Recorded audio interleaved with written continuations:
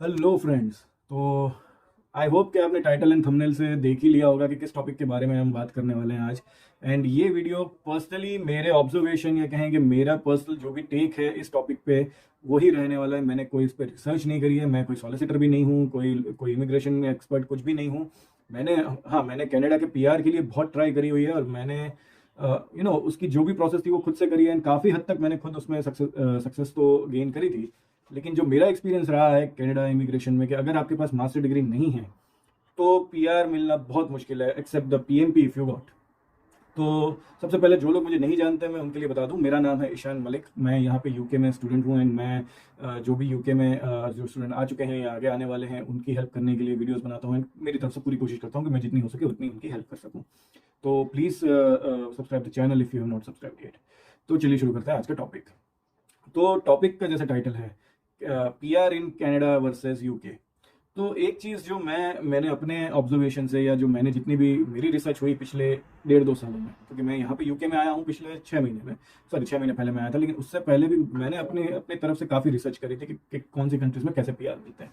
And Canada के लिए मैंने खुद अपने हिसाब से प्रोसेस भी किया था, इवन ऑस्ट्रेलिया के लिए भी किया था, लेकिन जैसे मैंने ऑस्ट्रेलिया का ईसीएस करवा रखा है एंड कनाडा का ईसीए करवा रखा है, दोनों में मैंने अपने अपने एजुकेशनल जो डॉक्यूमेंट्स हैं वो मैंने वेरीफाई करवा दिए थे दोनों कंट्रीज़ के लिए। लेकिन उसके आगे की प्रोसेस वो कम्प्लीटली लक बेस्ड होती है। जैसे कनाडा में पॉइंट्स बनाने होते हैं जो मेरे कभी बने नहीं, ऑस्ट्रेलिया में भी कुछ ऐसा ही सीन रहा, कभी कुछ मेरा कुछ सक्सेसफुल हुआ नहीं। तो फाइनली मैं 2019 में मैंने डिसाइड किया कि मैं स्टूडेंट वीज़ा के थ्रू ही अब आगे प्रोसेस करता हूँ जिस कंट्री में भी मैं जाऊँ। एंड क्योंकि मेरी एज भी काफ़ी हो रही थी, तो मैंने कहा मैं ऑलमोस्ट बॉर्डर लाइन एज पे आ चुका था अगर मैं कनाडा की बात करूँ तो। मैंने कहा मेरे लिए लास्ट ईयर है, अगर मैंने अगर स्टडी कर ली तो मैं कहीं ना कहीं एटलीस्ट कुछ एलिजिबिलिटी या कुछ मेरे पॉइंट्स बन जाएंगे कनाडा पीआर के लिए। एंड जितना मैंने अपनी तरफ से रिसर्च करी थी अबाउट कनाडा पीआर, उसमें यही था कि अगर तो आपके पास मास्टर डिग्री नहीं है तो आप चाहे कितने भी हाथ पैर मार लो, इवन आप आइल्स में 9 आउट पूरे 9 भी ले आओगे तब भी आपके पॉइंट्स जो भी उनका 470 या 370 पता नहीं कितने हैं, इतने ही रहते, 470 आई बिलीव, 470 के आसपास आपके पॉइंट्स बनते ही नहीं है चाहे आप कितने भी हाथ पैर मार लो। एंड आइल्स तो किस हिसाब से स्कैम होता है वो सब आप अच्छे से जानते हैं।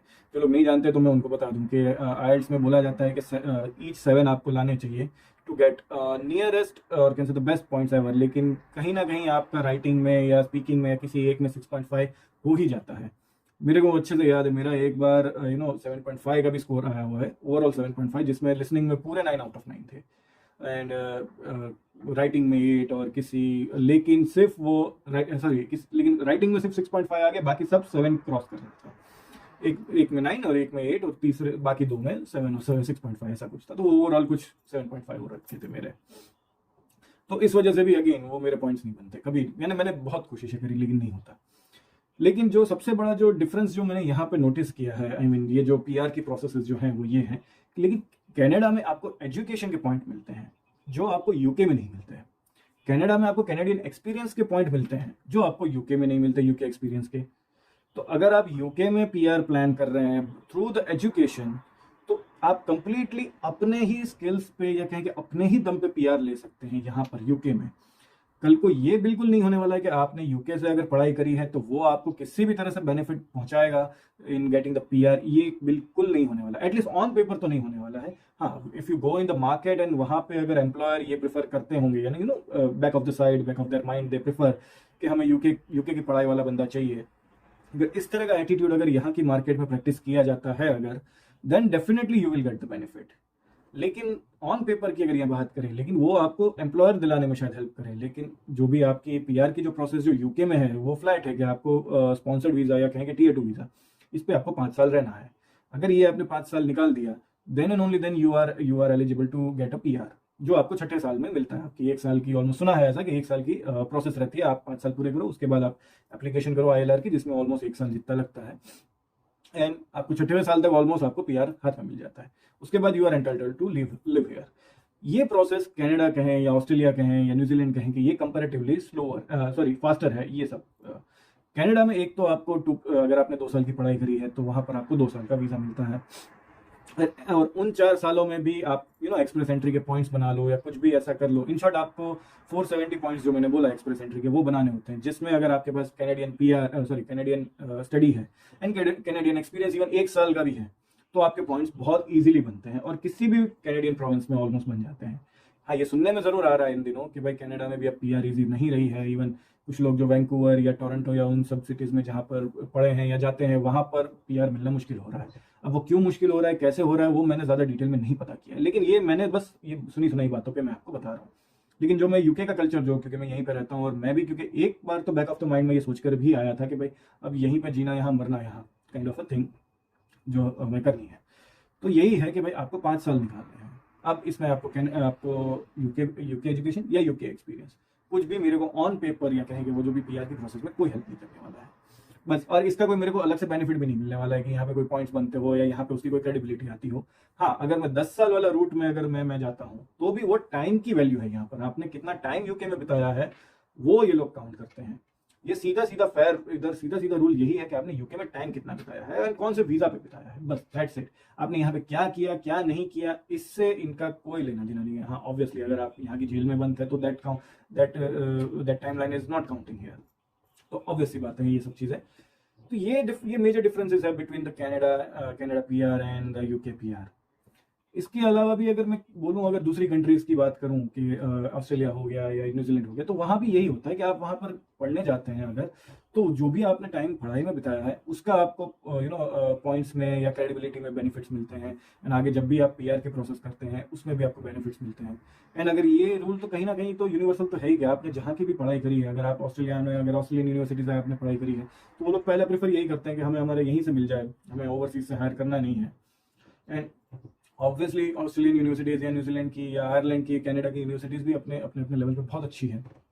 तो ये सब अपने बेनिफिट्स आपको मिलते हैं दूसरी कंट्रीज़ में। इसके अलावा जो मैं दूसरी एक जो मैं बात करना चाह रहा था कि फाइनेंशियली क्या डिफरेंसेस हैं कनाडा ये सब पीआर के प्रोसेस में थ्रू एजुकेशन ओनली। यूके की यूनिवर्सिटीज़ की जो फीस हैं या यूके इवन सभी कंट्रीज, दूसरी जो कंट्रीज है ये सब फीस ऑलमोस्ट एक सी ही रहती है, जितना मैंने अपने में रिसर्च करा था वो। जैसे यहाँ पे ऑन एन एवरेज 12,000 यूरोज से फीस स्टार्ट होती है फॉर मास्टर डिग्री। मुझे बैचलर का नहीं पता, लेकिन उसकी भी कुछ 8-10 होती होगी, आई एम नॉट श्योर, लेकिन 12 से स्टार्ट होती है for master degrees. 12,000 euros per year, तो एक साल के आप जो समझोगे 12 लाख। इतनी ही फीस आपको कनाडा में भी लगती है, इतनी ही फीस आपकी न्यूजीलैंड में भी लगती है और इतनी ही फीस आपकी ऑस्ट्रेलिया में भी लगती है। इवन आयरलैंड में थोड़ी इससे ज़्यादा लगती है, लेकिन अगेन 14 to 16 वही है। तो इस मामले में एक जो मेजर डिफरेंस ये है कि आपको कनाडा या ऑस्ट्रेलिया में आपको 2 साल के कोर्सेज मिलते हैं। तो कहीं ना कहीं मेरी ये पर्सनल ओपिनियन है कि आपको कंट्री को समझने का, कंट्री से यूज टू होने का, कंट्री के कल्चर को भी समझने के लिए ज़्यादा टाइम मिलता है। 2 साल 2 साल is a very good time to understand about the country and और उसमें आपको पता भी चल जाता है कि आप यहाँ पे रह पाओगे या नहीं रह पाओगे आगे जाके। तो ये मुझे एक बेनिफिट लगता है। एंड अगर हम पार्ट टाइम जॉब्स को भी कंसिडर करें, अभी 1 मिनट के लिए सब चीज़ें नॉर्मल रखते हैं, कोविड सिचुएशन को हटा के एंड ऑल, कि अगर हम सब चीज़ों को नॉर्मल कंसिडर करें तो जो अर्निंग अपॉर्चुनिटीज़ जो हो जाती हैं कनाडा या ऑस्ट्रेलिया में, वो कंपैरेटिवली बेटर हो जाती है in the time line of 2 years। क्योंकि जितने भी मेरे दोस्त लोगों ने पहले, ऑब्वियसली ये कोविड एंड उसके टाइम से पहले जो लोग भी गए थे, उन्होंने यही बोला कि at the end of the 2 years हमने हमारी फीस भी निकाल ली थी और हमने उसके ऊपर भी सेविंग्स करी थी। हमने हमारे लोन भी थे तो वो चुका दिए थे with in the study time only. क्योंकि 2 साल में फिर वो क्या होता है कि आपका पहला ईयर स्ट्रगलिंग रहता है, लेकिन उसके बाद तो द थिंग्स बिकम ईजी। तो फाइनेंशियली भी मैं ये पता नहीं कि मैं पर्सनली प्रेफर करता हूँ कि आपको थोड़ा ये एटलीस्ट 2 year वाला ड्यूरेशन को आपको ध्यान देना चाहिए। तो ये था मेरा overall opinion about the UK PR and Canadian PR और एनी अदर कंट्रीज पीआर। तो मैं बस 1 लाइन में इसको समअप करना चाह रहा हूँ कि अगर आपके लिए पीआर मैटर करता है तो Canada is definitely number 1 choice for you. आपको उसी को ज़्यादा टारगेट या उस पर ज़्यादा फोकस करना चाहिए। लेकिन आज की डेट में जो करंट सिचुएशंस जो हो रखी हैं, इस केस में मैं यूके को नंबर 2 ऑप्शन मानता हूँ फॉर गेटिंग अ पीआर। क्योंकि ब्रेक्जिट हो चुका है यहाँ पर, इकोनॉमी तो चलो हर कंट्री की अभी डाउन ही है और वो सब जगह एक सही हाल हो रखा है, लेकिन बिकॉज ऑफ द ब्रेक्जिट इनको मैन पावर की जरूरत तो पड़ेगी। And if you have any kind of a skill और आप खुद में बहुत ही कॉन्फिडेंस रखते हैं एंड आपके पास अगर थोड़ा बहुत अगर तो वर्क एक्सपीरियंस भी है, एंड एक और बात कि अगर तो आपकी जो पढ़ाई है या आपकी जो बैकग्राउंड यानी जो वर्क एक्सपीरियंस जो है वो शॉर्टेज ऑक्यूपेशन में से कहीं से आता है, तो मैं बहुत ही बिलीव करता हूँ कि आपके चांसेस यहाँ पर ब्राइटर हैं compare to any other country even. लेकिन जैसे मैंने बोला आपको कि 5 साल बहुत ही लंबा टाइम होता है, और अगर इन 5 सालों में मान लेते हैं कि 4.5 साल में भी अगर आपका आपका एम्प्लॉयर आपको मना कर देगा, नहीं भाई मैं अब आपको स्पॉन्सर नहीं करना चाह रहा, तो आप वो उस 6 महीने के गैप के लिए भी आप अटक जाओगे, और आगे जाके अभी तक इनके पीआर प्रोसेस में ऐसे कोई अमेंडमेंट्स नहीं आए या ऐसी कोई बेनिफिट्स नहीं है कि आपने अगर इतने साल यूके में निकाल दिए हैं तो हम आपको कुछ बेनिफिट देंगे या anything like that. Of course visa switch करने के बहुत सारे ऑप्शंस हैं, आप स्किल में से ग्लोबल टैलेंट वीजा में चले जाइए या एंटरप्रेन्योर वीजा में चले जाइए, या so many things are there. But जो कहेंगे कि जो नॉर्मल रेगुलर प्रोसेस के थ्रू अगर आप सोच रहे हैं कि आप पीआर की तरफ शिफ्ट कर जाएंगे, तो वो यहाँ पर अभी तक तो ऐसे कोई ऑप्शंस अवेलेबल नहीं है। तो ये मेरा ओवरऑल मेरे व्यूज थे about the Canada and UK PR. अब आप कई लोग, अभी मैंने ये वीडियो इसलिए बनाया मेन कि कई यूट्यूबर्स हैं या कहीं जो कंसल्टेंट्स जो इंडिया में या पाकिस्तान में जहाँ भी है, अब वो लोग ये बोल के प्रमोट कर रहे हैं कि अब आप यूके चले जाओ, आपको पीआर मिल ही जाएगा, दिस एंड दैट। तो ये मैं आप लोगों के अवेयरनेस के लिए मैंने ये वीडियो बनाया है, एंड आई होप कि अब आप किसी भी एजेंट के या यूट्यूबर के बहकावे में नहीं आएंगे। ऑफकोर्स यहाँ पे पीआर के ऑप्शंस बेटर हैं, लेकिन आपको 5 से 6 साल यहाँ पर निकालने ही है, एंड वो भी टीयर 2 वीजा पर। आप पढ़ते रहेंगे 6 साल तक यहाँ पर तो भी आपको पीआर नहीं मिलेगा, जबकि कनाडा में आपको मिल जाएगा। तो आप अपने हिसाब से अपने दिमाग लगाकर आप अपना डिसीजन लीजिए कि आपको यूके आना है या नहीं आना है, या कहाँ जाना है कहाँ नहीं जाना है। So that's it in this video. और अगर आपका कुछ भी इस पे और कोई सवाल हो या कुछ भी आप जानना चाह रहे हैं तो please comment on the video, and अगर आपको वीडियो पसंद आया तो please like and share with your friends and subscribe the channel, and thank you for watching the video.